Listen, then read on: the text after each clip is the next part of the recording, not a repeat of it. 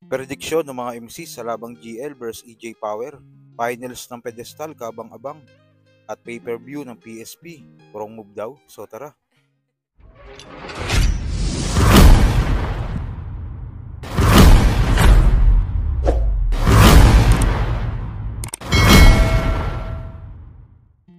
Mainit nga ang paparating na event ng Flip Top na Vuelta Valentong 11 dahil bukod sa main event na Senior vs Shernan, nandito ang semifinals na lineup ng Isabuhay at isa nga sa inaabangan ng mga batter fans ang sagupaan sa pagitan ni GL at EJ Power dahil parehas crowd favorite, kaya siguradong magiging wild ang battle na ito kahit ang mga kapwa nila MCs ay hindi maitago ang pagkasabik sa bakbakan na ito.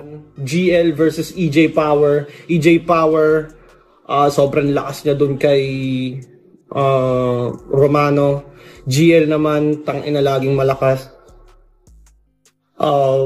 Kalaban niya, nung laban niya kay Sur na naging controversial nga dahil sa pamimisikal ni Sur. Feeling ko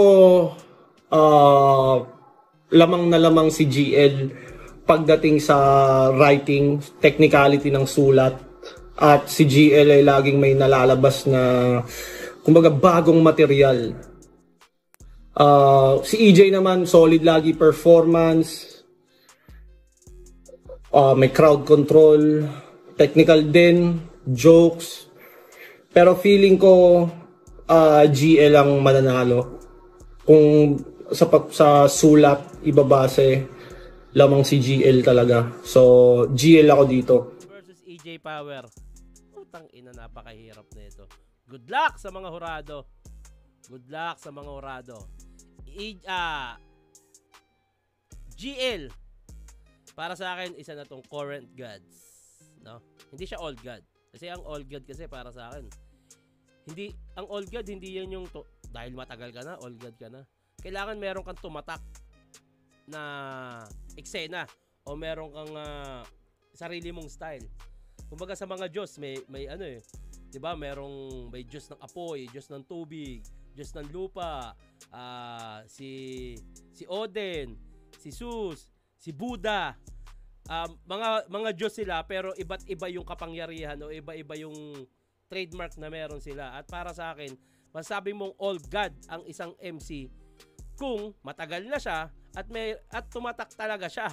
Meron siyang trademark, ayun ang all God. Pero para sa akin si GL, ano na to, current God. Sa ngayon, isa na siya sa mga bumago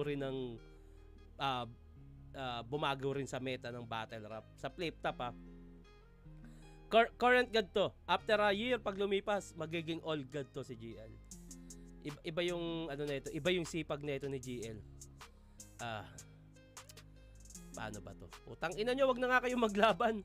Syempre makakalaban niya EJ Power. Putang ina, eto na. Yan. Dapat EJ Buendia. Yan, eto na si EJ Buendia.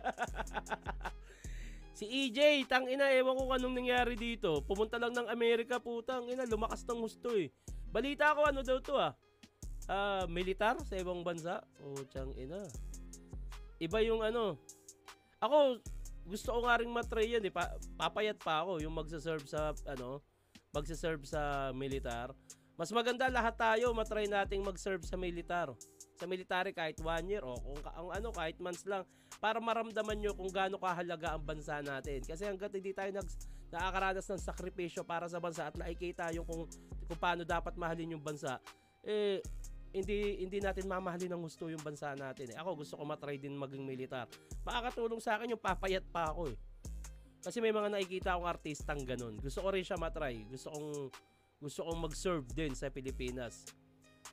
Pero eto na. EJ Power, iba yung lakas nito, iba pumunto, iba yung presence. Kaya putang ina nyo, kung maaari lang, wag na kayong maglaban. Pag kinuha akong hurado, hindi naman ako kuning hurado dito kasi may labang kami susunod. Pero GL, EJ Power, nako. Wala akong pipiliin muna dito. Tulad ng Slack 1 Beatroom, ganun din ang opinion ko dito.